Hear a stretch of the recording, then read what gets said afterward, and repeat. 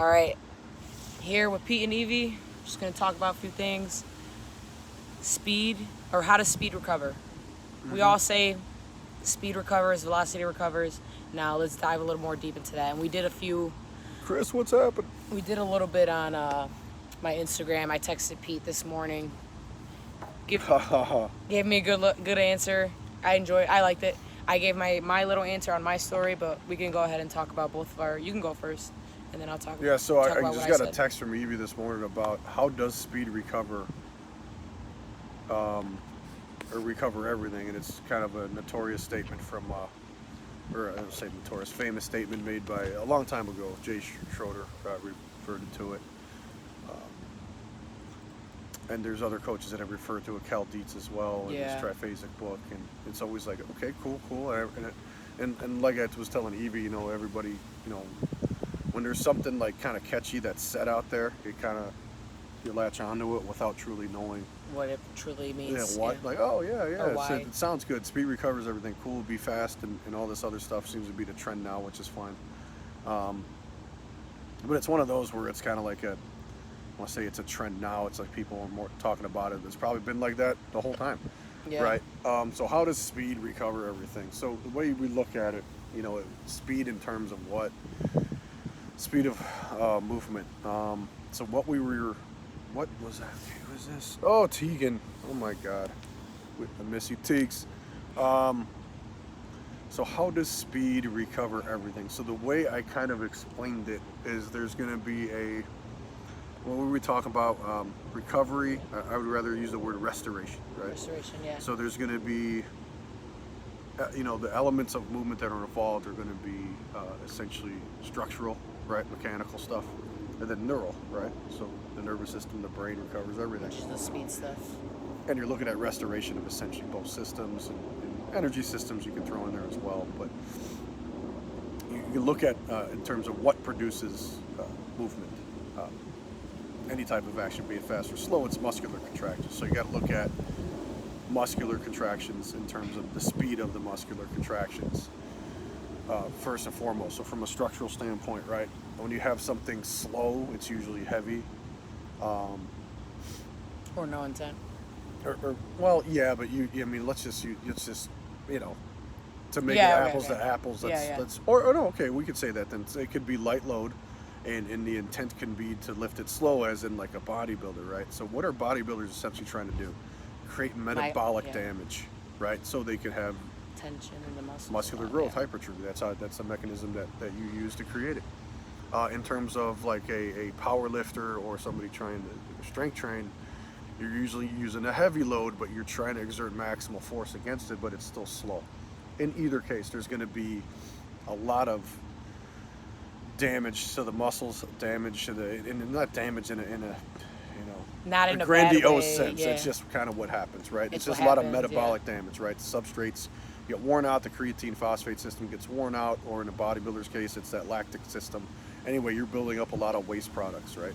So that takes some time, and that's why some people get sore after they lift for a period of time, or you got DOMS, delayed onset muscle soreness. Mm-hmm. That stuff happens. So it takes a while to recover from before you can actually, sometimes some people can't lift their arms up the following day if they did heavy arms, or maybe their legs are sore, so they have trouble walking around. Walking or sit down in the toilet or Or their whatever. postural muscles, right, in the back, and people walk around with tight backs all the time.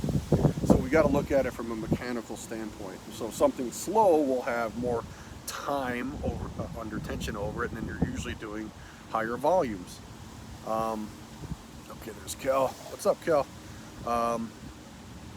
So with that said, counter that with something fast. Well, what is something fast? It's usually going to be done not for a long duration of time. It's usually going to return the muscle to, the frictional component of muscular traction is high in those hypertrophy and those strength protocols, right? So the frictional, where the muscles are voluntarily contracting, like you're thinking about it, right? The counter to that is a speed or a fast contraction. So it's probably going to be involuntary, right? Reflexive. It's going to be reflexive. Reactive It's going to be or something. faster. It's going to be reactive. But the muscles are going to kind of regain pliability, because when you bounce, so let's say if you jump, and you've seen people when they jump in slow motion, or maybe a ball that bounces and it's up in the air, what's it doing? It's kind of fluctuating like that in space. So your muscles are kind of doing a little, I guess you could say, an oscillation in a way, right? But it's under no load, right? And More you're usually, ballistic. yeah, it's more ballistic. So the tissues are now kind of regaining that pliability. So what does that mean? Okay, now we're going to go into the nervous system in terms of the voluntary and involuntary. Something voluntary, that nervous system's having to exert that strength for a long period of time.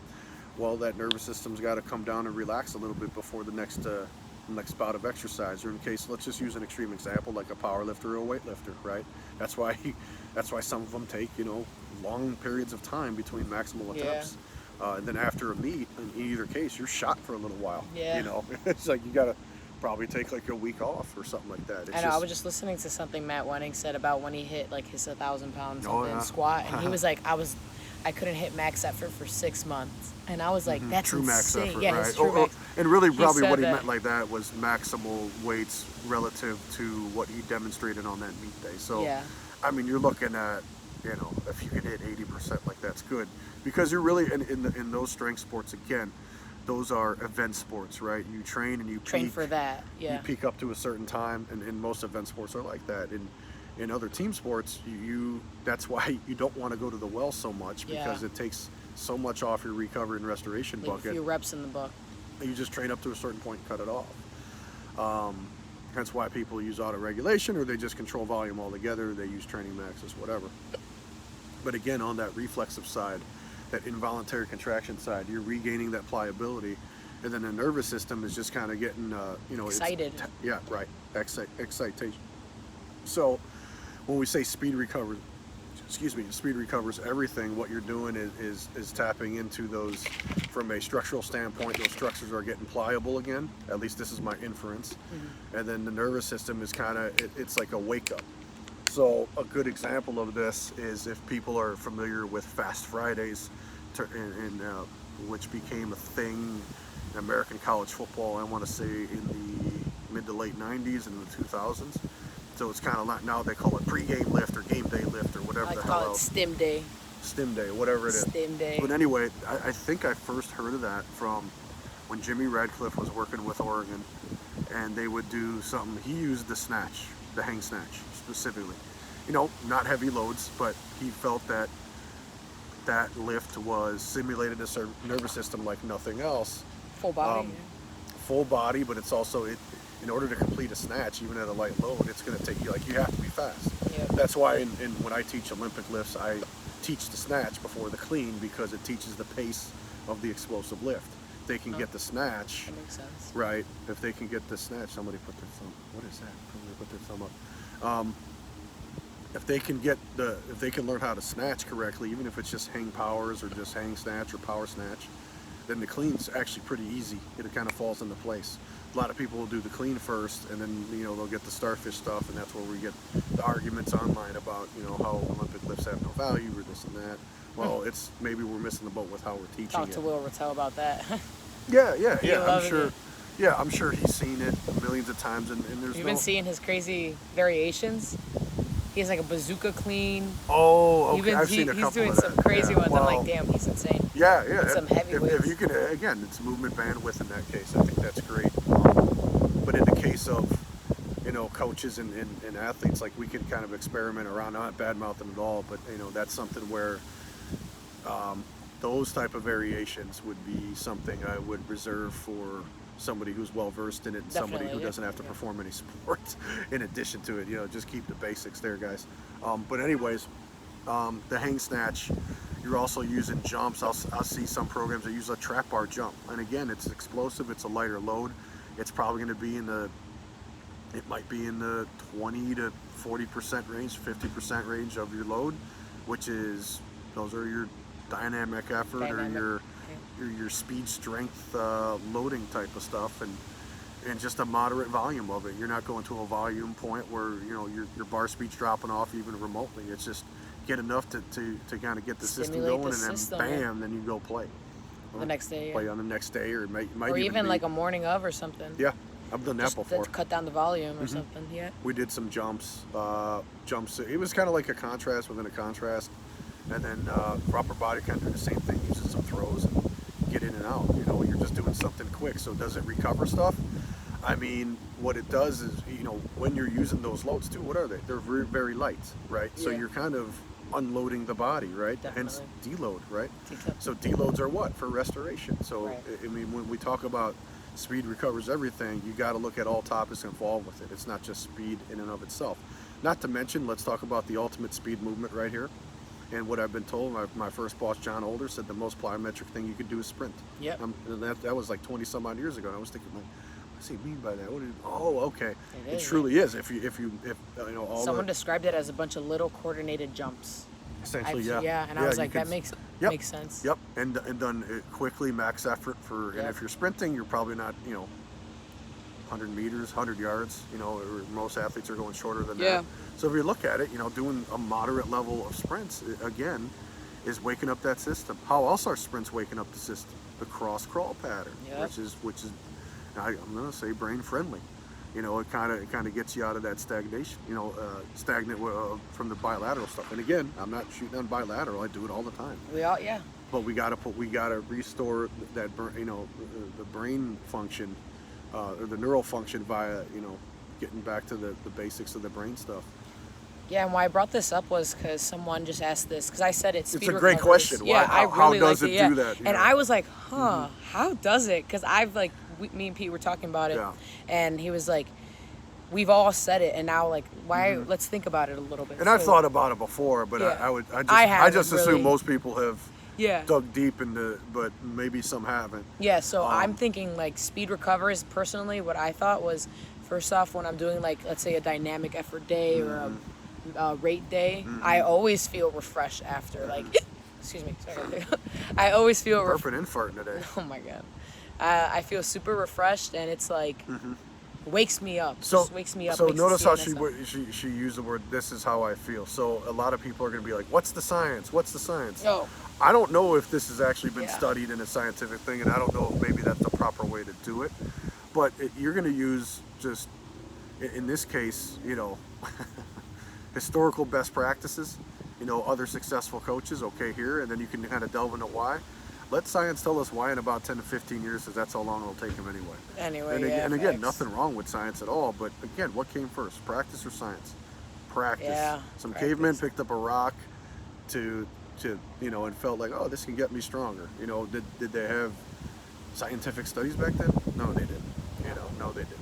Yeah, but definitely, and even on days where I'm feeling dead, and let's say we have to do, let's say it's at that max effort day or that heavier day, lower the weight down, let's go do some quick squats instead or something, quick bench. Yeah. And it just is a great way to still be able to train, but not fatiguing that system entirely into its. Yeah, so I actually posted this a little bit because we have, the soccer team coming in, and of course, a lot of parents, well, they have so many games and this and that and the other thing, and it's just like, okay, calm down, mom and dad.